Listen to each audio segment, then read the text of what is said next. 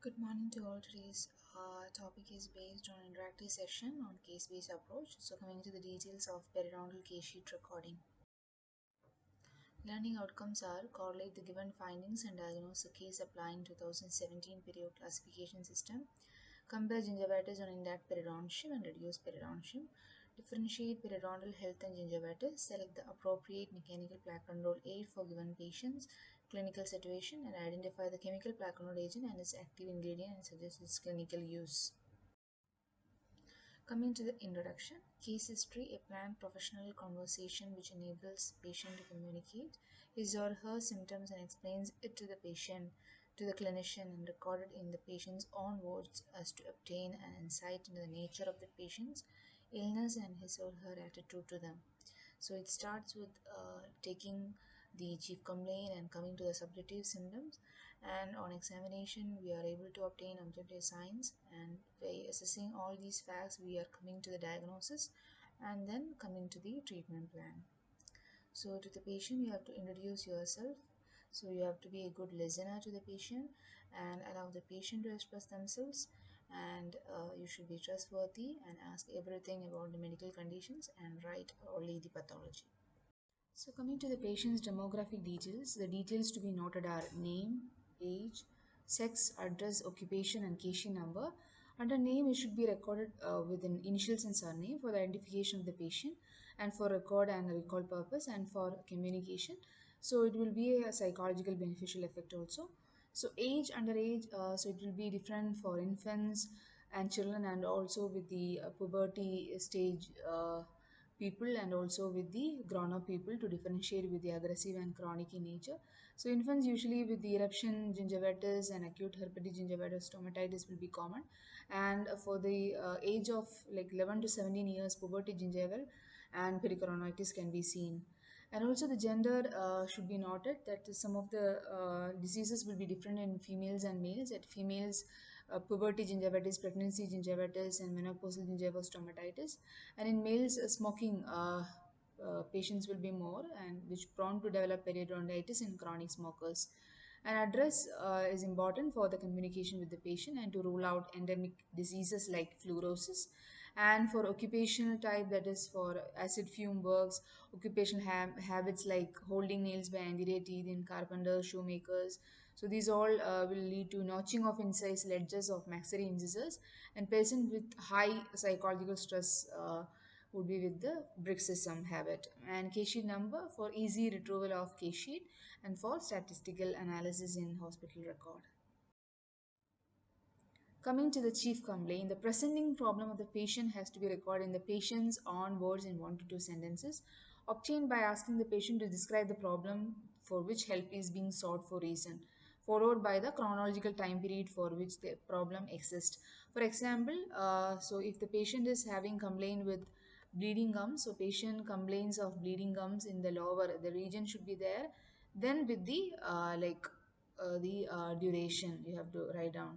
So this in perio usually the complaints can be bleeding gums, pain, swelling, mobile tooth, sensitivity due to root exposure, food lodgement, aesthetic requirement. So writing chief complaint, it should be on patient on words, and also it should be perio complaint. So something related to perio. If you're writing under perio case sheet, it should be like one of this reasons, or it can be if the patient just wants to come for routine cleanup also, you can write that they came for routine scale cleaning of the teeth. Okay.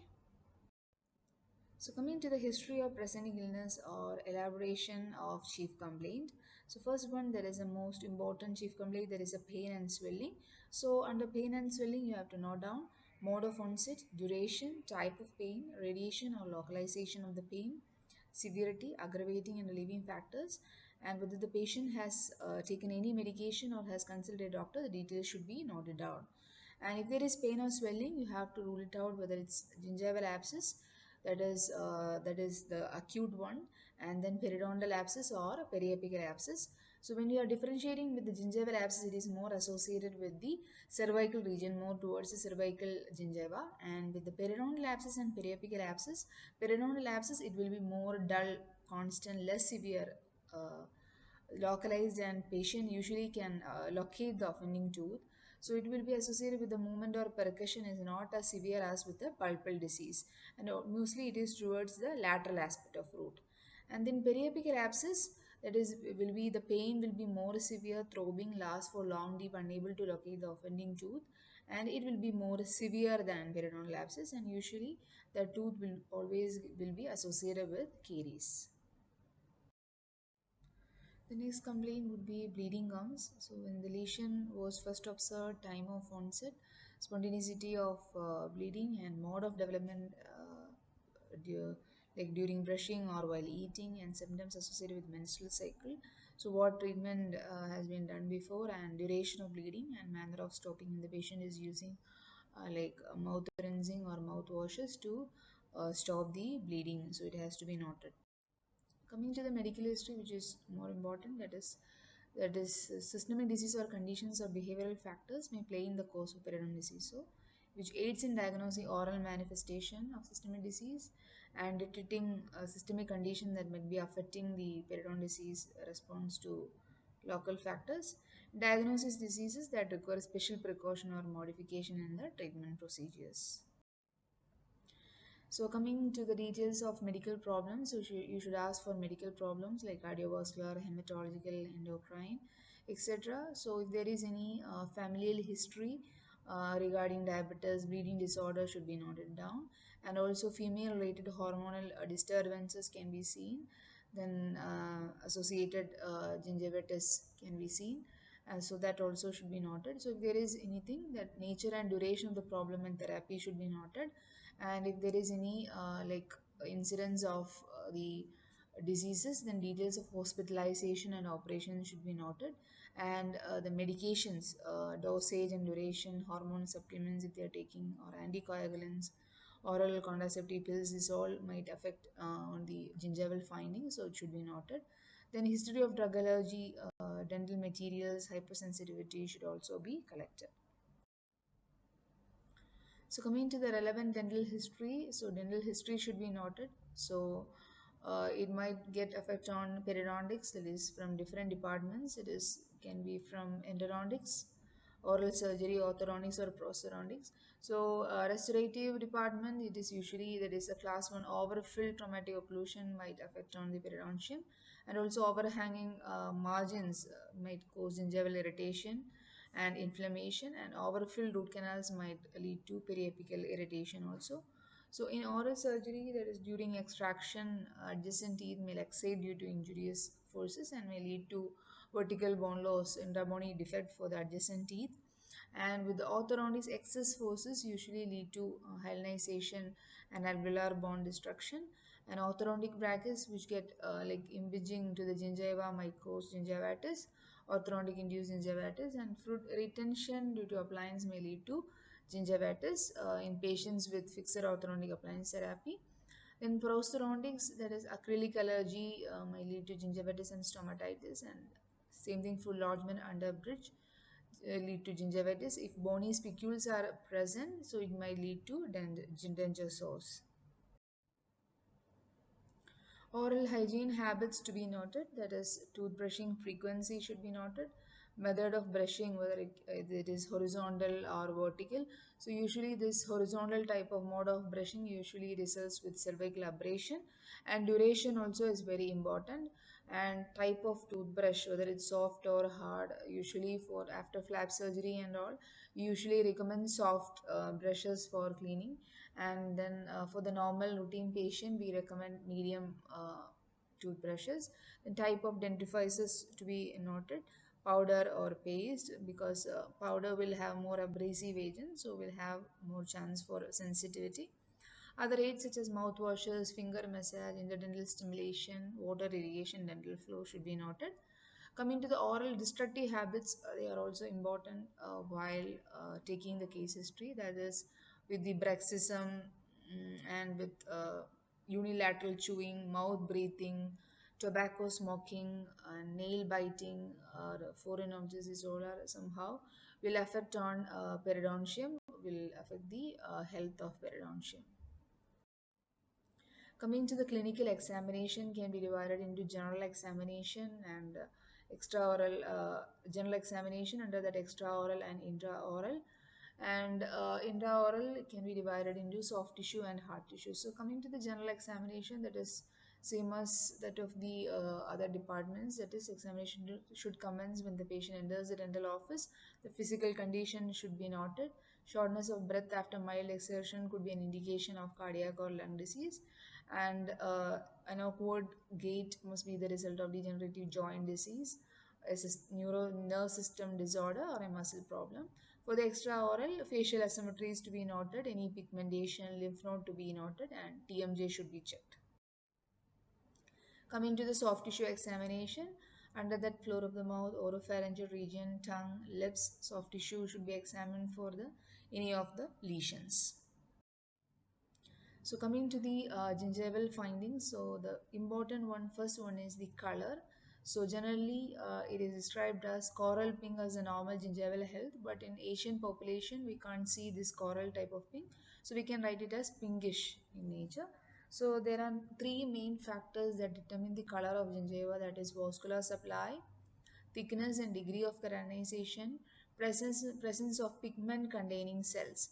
So you can write down the normal as pinkish, and for different conditions you can the color can be changed. That is, acute gingivitis bright red, chronic gingivitis that is bluish red, and traumatic occlusion small crescent shaped bluish red area in the margin of gingiva. Gingival fibrosis, it is lighter in color, marked pallor of gingiva, pernicious anemia. And for pale pink, you can write for the pallor of gingiva, pale pink, and also for inflamed condition like bright red or reddish pink, you can write. And for the established type of gingiva, stages of gingivitis, you can write as bluish. And also for the pigmentation, for the normal pinkish with brown with melanin pigmentation can be seen some of the patients. So coming to the consistency, that is the second most important like findings should be noted. That is consistency. It is firm and resilient with the exception of mobile free margin, tightly bound to underlying bone. So if there is any like gingivitis condition, it will be soft and edematous, and it will be indifferent in case of the chronic gingivitis and acute form of gingivitis. So mostly we come across with this chronic type of gingivitis with soggy puffiness, that pits on fissure, that is and marked softness and friability. Then in case of fibrotic changes and gingival enlargement, you can see firm leathery consistency. It is due to fibrosis and epithelial proliferation. And acute forms of gingivitis with diffuse puffiness and softness can be seen in case of acute inflammatory origin. And sloughing with grayish flake like and that is because of the pseudomembrane in case of like NUC, that is acute necrotizing ulcerative gingivitis. And vesicle formation also can be seen in that type of acute type of gingivitis. It is intracellular edema with degeneration of nucleus and cytoplasm and rupture of cell wall. Coming to the contour and form, it will be it mainly depends on shape of teeth and alignment and the arch, location and size of the area of the proximal contact, and dimension of the facial and lingual embrasures. It will be in normal gingiva, it will be scalloped and knife edged. So if there is any disease condition, and it mainly depends on, as I said, these are the factors that determine the contour and form. So usually when there is disease condition, it will be rolled out margins with blunt interdental papilla. And gingival contour changes with the gingival enlargement also. So, and also in traumatic, some other conditions like trauma from occlusion, you can see that Stillman's cleft, as the picture shows. This is the apostrophe shaped um, gingival contour, that is Stillman's cleft, and McCall's festoon, that is a thickened band like gingival margin. So this is called as McCall's festoon. So these are the different like like now findings under contour and form. So coming to the size, the sum total bulk of cellular and intercellular elements and their vascular supply determine the size of gingiva. So if there is gingivitis, there will be increased amount of gingival enlargement, and gingival hyperplasia can be seen. and it is decreased in gingival atrophy and recession, it will be reduced. Alteration in size is a common feature of gingival disease. So for case of gingival enlargement, you have to grade it according to Buckingham classification, that is papillary enlargement, papillary and marginal, and also it is more than two-third or 3/4 of the tooth surface, that is grade 3. And also it can be of different types, as we said, that is inflammatory, there fibrotic. More type of fibrotic will be drug induced, idiopathic and combined, and those associated with a systemic disease, that is condition mostly we come across with the pregnancy, like gel advent, like puberty, vitamin C deficiency, and with the systemic diseases, there is leukemia, granulomatous disease, and also neoplastic enlargement, benign tumors and malignant tumors, and then folds enlargement. Coming to the surface texture, a textured surface similar to orange peel appearance referred to as stippling. Stippling is best viewed by drying the gingiva. Loss of surface stippling is an early sign of gingivitis. So I would like to add upon that, like we cannot see in every individual in healthy gingiva, might you might come across with the absence of stippling also. So that is not a disease condition. So for that you can write it down as absence of stippling, not as loss of stippling. So when you write as loss of stippling, it should be like lost by the disease. So that can be noted as an early sign of gingivitis. Okay. So usually smooth and shiny will be the surface with the exudative type of change with the pocket depth, and firm and nodular will be the under fibrotic changes. So coming to the position, as you know, gingival margin, if it is coming down, it might be exposing the tooth surface, that is called the gingival recession. So it is refers to the level at which gingival margin attached to the tooth. So this is a Miller's classification of gingival recession, and now we are following 2017 gingival recession classification, recession type 1, 2, and 3. So this recession can be classified as visible, hidden, apparent, and actual. So visible, that is the area what we are seeing, and hidden, that is under the gingival area. So apparent, actual position will be from is the level of epithelial attachment to the tooth, and apparent will be the is the level of crust of gingival margin. So that is what we have seen, that is apparent. Actual will be from here to here. This is actual, and apparent only will be till the crust of gingival margin.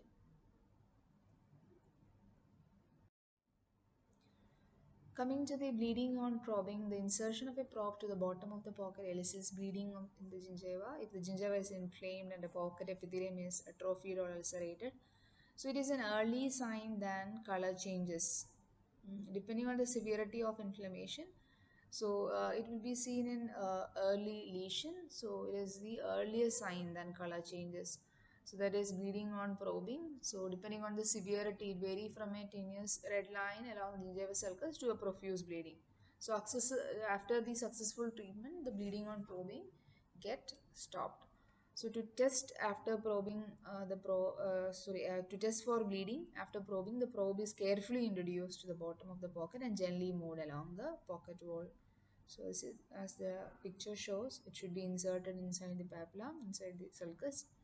So it should wait for at least 30 to 60 seconds for the bleeding. Then coming to the separation, what is separation? That is the like accumulation of purulent exudate. There is the presence of an abundant number of uh, neutrophils in the gingival fluid transforms it into a purulent exudate. So there is what is called separation. Clinically, you can use the presence of pus in a periodontal pocket is determined by placing the ball of the index finger along the lateral aspect of margin gingiva and applying pressure in a rolling motion toward the crown can be. And sometimes it does not provide any diagnostic or prognostic information. However, X-rays on digital pressure speaks of pocket and nature of inflammatory changes in the pocket wall. So as the picture shows, the finger, with the digital pressure, you can squeeze out and this pus will come out. So there is a pus X-ray. Okay. So coming to the frenal attachment should be noted in case of finding the pain is important in periodontics because it might lead to gingiva recession and also improper oral hygiene maintenance. So depending on the attachment of fibers, it has been classified into classic until 1974.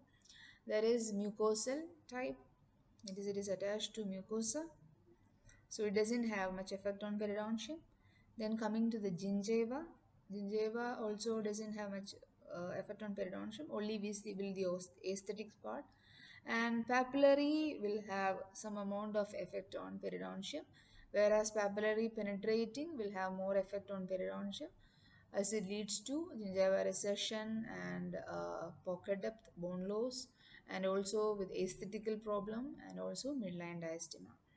So this is the test, that is tension test can be used, can be applied to find out the frenum pull along the area. So that is should be applied to lip in outward, downward, upward motion. So retraction of the mucosal margin, then pocket formation, which leads to pocket formation and initiation of an inflammatory process. So which leads to proliferation of adjunctional epithelium and renewed extension of the pathological process. So this is the pathogenesis to get effect on periodontium. So next one is width of attached gingiva. So width of attached gingiva to be noted. It is very important because the attached gingiva is the only gingiva that is attached to the periosteum. So it has to be noted. So it is the distance between mucogingival junction and the projection on the external surface of the bottom of the gingival sulcus or periodontal pocket. So it has to be calculated, that is, this is the total width of attached gingiva from gingival margin to the mucogingival junction, and you have to probe it and see the sulcus depth. So this is, you can probe it and see the sulcus depth, and then can be subtracted from the total width of gingiva, then you will get the width of attached gingiva. See, this is how we can measure the by using periodontal probe.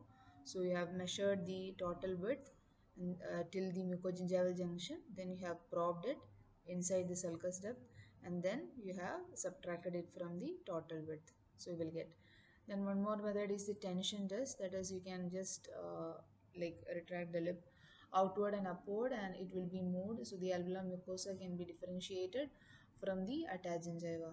Then coming to the roll test can be used. So you can use the probe to just roll it over the gingiva. Then this will differentiate the attached gingiva from alveolar mucosa. So the normal values ranges are in maxilla it will be 3.5 mm to 4.5 mm, and for mandible it is 3.3 to 3.9 mm. It is least in first premolar region, that is maxilla 1.9 mm and mandible 1.8 mm. Width of attached gingiva. So coming to the most important part of periodontics, that is the pocket measurement. So there are two types of pockets, that is histological depth or the clinical probing depth. So histological probing depth is the actual depth. There is a distance between the gingival margin to the base of the pocket. So it will be measuring the entire amount of coronal end of junctional epithelium till the coronal end of junctional epithelium till the attachment it will be measuring. So for the clinical or probing depth, there is a distance to which the probe get penetrated. So as you can see that how much it gets penetrated, that is the clinical probing depth. So probing technique is called walking the probe, that is probe is inserted parallel to the long axis of the tooth and walked circumferentially around each surface of the tooth to detect the deepest penetration. For concavities, you can just obliquely place and find out the depth of the intra-bony defects. And otherwise the technique of probing is called the walking the probe, that is stepping into the each area circumferentially, so you will be able to detect the deeper areas and defects. So this is what vertical insertion of the probe may not detect interdental spaces, as we said. So that is like obliquely placing, you might find out that with the tactile sensitivity you will find out the depth of the craters. So coming to clinical attachment level, so determination of clinical attachment level. So first we want to know what is pocket depth and what is the difference between pocket depth and the clinical attachment level. So pocket is the distance from the base of the pocket and the gingival margin. Then you can see that in the picture that this is the pocket depth, that is it's from the gingival margin to the base of the pocket, whereas clinical attachment level, it is the distance between the base of the pocket and a fixed point on the crown such as CEJ. So this has been marked as the clinical attachment level. So then the pocket change from time to time even in untreated periodontal disease also, owing to changes in the position of gingival margin. Therefore, it may be unrelated to the existing attachment of tooth. So it might get like can be coronal migration of gingival margin also, and also like apical migration of gingival margin also from time to time period in untreated cases also. That is why it doesn't indicate the severity of periodontal diseases. Whereas clinical attachment level, it is fixed. It is a fixed point on the crown is taken as one of the point. So changes in the level of attachment can be due only to gain or loss of attachment and afford a better indication of the degree of periodontal destruction. So which clinical attachment level determines the severity of periodontal diseases. So how to determine the level of attachment, that is clinical attachment level, how to determine. So when the gingival margin is located on the anatomic crown, the level of attachment is determined by subtracting from the depth of the pocket the distance from the gingival margin to the cemento-enamel junction. So if both are the same, the loss of attachment will be zero. So when the gingival margin coincides with the cemento-enamel junction, the loss of attachment will be equal to the pocket depth. So when the gingival margin is located apical to cemento-enamel junction, the loss of attachment will be greater than the pocket depth, and therefore the distance between cemento-enamel junction and gingival margin should be added to pocket depth. So in the diagram you can see that here the gingival margin at the CEJ, so that it will be equal. The pocket depth and the clinical attachment level will be equal, that is 6 mm. Okay, here you can see that there is coronal migration of gingival margin, so it is above CJ. Okay, and if it is 3 mm above CJ and the pocket depth is 6 mm, then the clinical attachment level will be 9 mm. Okay, so that is probing depth will be more than the clinical attachment level. So that is the this one. And next one, if there is apical migration of gingival margin, you can see the pocket depth will be minimal. So than the clinical attachment level. Clinical attachment level you have to measure from CEJ till the base of the pocket. So this has to be added. So the pocket depth plus the area of recession should be added for finding the clinical attachment level. So this will be continued as the second part. Thank you.